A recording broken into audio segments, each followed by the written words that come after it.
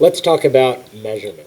So here's how you use this video. Throughout this video on the slides, there will be green text highlighted, or there will be text highlighted in green. That's like the important, the key topic. So if you're taking notes, you can write that down. Feel free to write more. But also there's going to be blue text. These are questions for you to be able to answer, but also for you to consider. Now throughout the video, there's going to be one visual code that will pop up on the screen, and then there will be one verbal code set by myself. They could appear in any order. This is just to make sure that somebody's paying attention to watching this video. So let's get started. So in the metric system, right, we use the metric system to measure in science. Now we use it in science for two reasons. Number one, it's universal. Everything is defined as constants of the universe. So if we look down here, and this just switched over as recently as 2017. The kilogram was the last to switch over, but everything is based as some sort of constant that's true all over the universe, and it's also base 10. It's very easy to convert and use within the metric system. And I like to think of it that we were not given a manual to the universe, so we were not given a measurement system. Hey, here's a measurement system U. We had to create our own so we could communicate with each other like different measurements. So we're going to length within the metric system. Length is just the measurement between 2 points. Measuring sticks are used to measure the length of objects. The basic unit of length in the metric system is the meter, represented by lowercase m. A meter is about the width of a doorway. 1 millimeter is 1/1000th of a meter. It's about the thickness of a dime. 1 centimeter is about the width of a large paper clip or your fingernail. A kilometer is about, it's 1,000 meters. It's about 6 city blocks or 10 football fields. So if you're looking at this and you think what would a good unit of length be to measure the distance of a road trip from Indianapolis to Chicago? I'd want the largest measurement. I would want a kilometer. You could use any of them, but the kilometer would probably be best. So let's get some practice measuring within the metric system. So here are 4 objects, and what we're going to do is we are just going to find the length of them. So I'll do the first one, and then I'll set up the other ones for you to do. So if we look at this pencil, what I do, it's kind of far away from this measuring stick. So I go here and I go all the way down. Well, it's going to be on that tick mark. So my unit is going to be centimeters. So I know that it's going to be 1, 2, 3, 4, 5 centimeters. But each one of these, because it's base 10, is going to be like the next decimal point. So this is going to be 5.1, 0.2, 0.3, 0.4, 0.5, 0.6, 0.7, 0.8. This is going to be 5.8 centimeters. Right? So you can set that up for the paper clip. So you can draw just a line down there. The key, draw a line down there, and the paintbrush, just to figure out, well, what is the length of these different objects. Now mass. Mass is the amount of matter or stuff in an object. Digital balances are used to measure mass. The base unit of mass in the metric system is the gram, represented by the lowercase g. Mass is not weight, right? It's not weight. Weight is the force of gravity, and I like to think of it this way, right? Mass is the amount of stuff that an object has. My weight could change if I went to the moon. My weight would, I would weigh less. The force of gravity is pulling on me less. But the amount of stuff that makes me up, that's not going to change based on where I am. Now, 1 gram is about the mass of a dime. A kilogram, 1,000 grams, is about the mass of a filled water bottle. So if I wanted to measure the mass of a person, what would I use? I'd probably want to use the kilogram, right? You could use grams, but kilograms would probably be better because that's a larger unit. So if we're looking at digital balance here, if I have an empty beaker that is placed on the digital balance here, so it says 25 grams, that's going to be it empty. Now I fill it with some liquid. Now, well, it says 36 grams. So I want to know, well, what was the mass of that liquid? So all I have to do is take, 36 minus 25, and I'm going to get 11 grams of that substance. So it started with 25, ended with 36. So now let's talk about volume. Volume is the amount of space an object takes up. There are 2 ways to find volume. You calculate it for regular objects using math, like you can see to the right, and you can measure for irregular objects using displacement in a graduated cylinder, as seen below. Now the base unit of volume is the liter, represented by a capital L. So here's how you calculate volume of regular objects. You can use a formula, and you can see at the bottom, here are the formulas that you could use for different regular objects.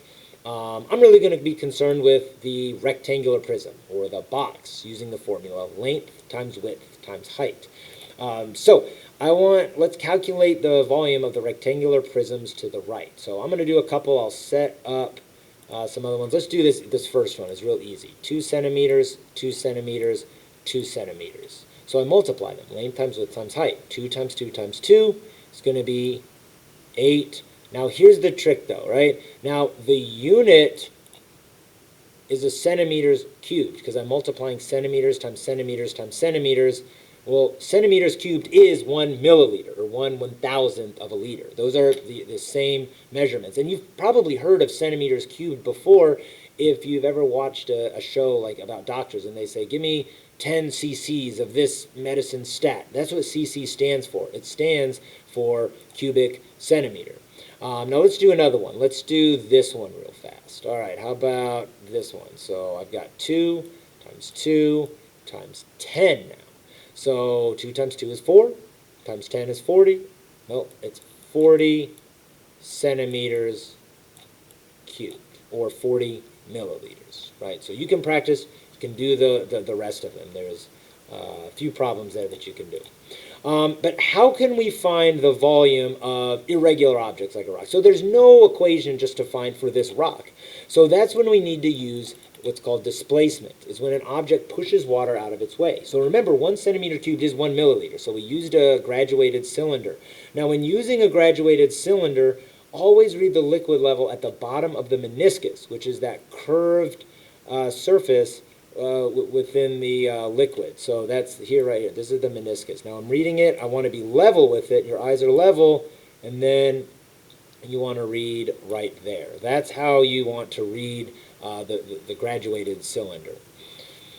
So let's get a little bit of practice here. What is the volume of the key? So if we look at this key, I have this empty graduated cylinder. Well, it's not empty. It has liquid in it, right? I'll put it 50 centimeters cubed, or 50 milliliters. Now, this is an irregular object. I do not have an equation for the key.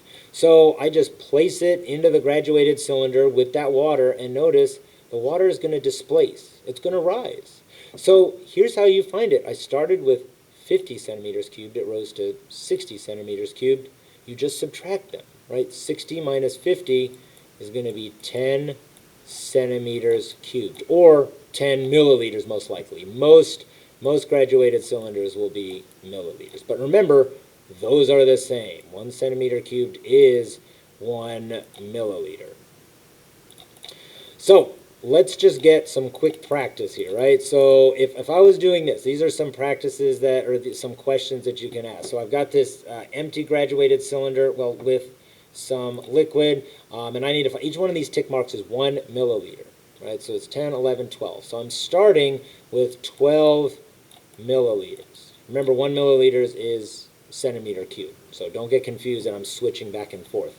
So let's just do one of them, and I'll let you do the rest. So I drop a screw into the water, and notice it rises to 15. So I know I started with 12 milliliters, it rose to 15. I just subtract 15 minus 12, and I'm going to get, well, the screw takes up 3 milliliters of space. It pushed that much water out of the way. So you can do that for the rest of these objects. So, temperature, right? Temperature is the average kinetic energy of the molecules within a substance. It's how hot or cold something is. So if we look down here, you can see here these molecules, they're bouncing around, and that's temperature, right? If you zoom in close enough, all molecules are going to be moving. We use a thermometer to measure temperature. The base unit of temperature that we use is degrees Celsius in the metric system. Another unit that you might see is Kelvin. Absolute zero is the coldest possible temperature. It's when all motion stops. That happens at 0 Kelvin, which is equal to minus 273 degrees Celsius. So if we look over here, right, we can get some practice reading the thermometers here. So if I look at this first one, it's going to be the coldest, right? Here's 0, right? And it's it's at this tick mark. Each one of these tick marks is going to be 1 degree Celsius. This one's at 5 degrees Celsius, right? So it might be hard to see, but here's the where the second one is, and here's the third one. You can see here the hotter they go, well, notice how much those molecules are moving. They're moving a lot faster. So now let's convert within the metric system. It's very easy. Because it's base 10, we're going to use this table, right? So the steps to convert within the metric system, you start with what you're given, write it as a fraction by putting it over 1, multiply by conversion factor. Always set up your conversion factor so the starting unit cancels out. Cancel out the matching units. The top and the bottom units are the same. They cancel out each other and multiply across. So multiply top numbers, divide the bottom numbers, and simplify and give your final answer. So we're going to use this table real fast, and I'm just going to show you a quick example that you probably know. If I said, hey, I've got $3, I want it in pennies. How many pennies would they give back to me? So if I'm looking at this, right, so $3, I set it over 1, right? Then I multiply by the conversion factor. So you know 100 pennies, right? This is my conversion factor right here. This is how I started up. This is my conversion factor. You know 100 pennies is $1, right? I could flip that. I could put $1 over 100 pennies, but that's not going to cancel out, right? So now I know that my starting unit cancels out, and I'm left with pennies, and I just multiply across, divide top to bottom. 3 times 100. We'll divide by 1 twice, that's not it, and I end up 300 pennies. So here is a good visual representation, right? $3, the dollars cancel, multiply 3 times 100 pennies, I get 300 pennies. You do this in your head, but you just don't know it, especially if I give you units that you don't know. So let's take a look at just get some practice here, right? So I'll do a couple of them, right? So I'll do this first one. A piece of string is 3 meters long. How many centimeters long is it? So I do the same process, right? So I'm looking for centimeters. I know 3 meters, so I'm going to set 3 meters over 1. Now I need my conversion factor. So I'm looking for centi, right? So I come over here, here's centi, right? Now, here is my conversion factor. Now, I could write this either way. I could write 1 base over the 100 centi, whatever, or I could write 100 centi over 1 over the base. It's just like saying $1 is 100 pennies, or 100 pennies is $1. But I want meters, my base, to cancel out here, right? Because that's the base unit, meters, liters, and grams. So I'm going to put 1 meter over 100 centimeters. Now, notice meters cancel out, and then I multiply across, divide top to bottom. 3 times 100, divide by 1 twice, I'm left with 300 centimeters. Now, what I wanted you to see in this one is that this is the same problem that we did with pennies, right? Because there's 100 pennies in $1 and 100 centimeters in a meter. So let's do this bottom one down here, because this one is 2 steps, but it's the exact same process. We just have to do that conversion factor twice. A ribbon is 250 million milliliters long. How many millimeters long? How many kilometers is it? So I know that I have 2,500,000 millimeters. So I'm going to set this up. I'm going to start over here because I need to write this big number.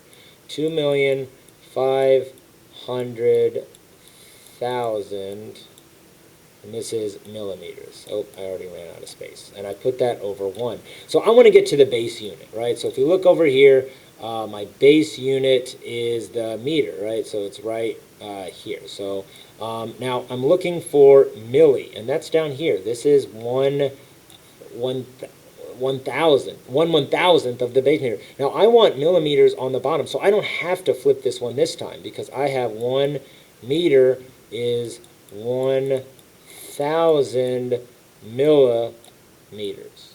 Good, right?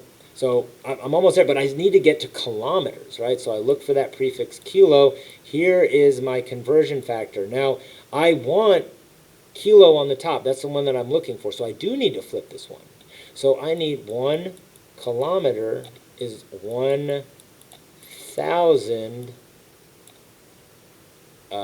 meters. I'm sorry, that does not look great. But now I know the the writing's a little bit bad, but like let's just take a look here, right? The millimeters are going to cancel out. The meters cancel out. I'm left with kilometers. Now I just multiply across, divide top to bottom. 2,500,000 times 1 times 1. Then I divide that by 1, divide that by 1,000, divide that by 1,000. I'm left with 2.5 kilometers. Same process. Same process. It's just going to be just a little additional step. At this time, I'll give you the verbal code. It is 212. So now, if this is confusing, right, I know it might be a little confusing. There is a shortcut, right? So the shortcut is just looking at a chart like this. You just know your prefixes in order. Kilo, hecto, deca, base unit, deci, centi, milli. And then you just, whatever you're starting your unit, just count the number of decimal points to that, and you move the decimal point that many times. So if I'm looking at this one, right, so let's get some practice here. If you're moving to the left, you're going from a smaller unit to a larger unit. If you're going to the right, you're going from a larger unit to a smaller unit. Fill in the zeros. So let's do, you know what, I'll do the second and the third one, right? Because I want to go from a smaller to a larger, larger to a smaller.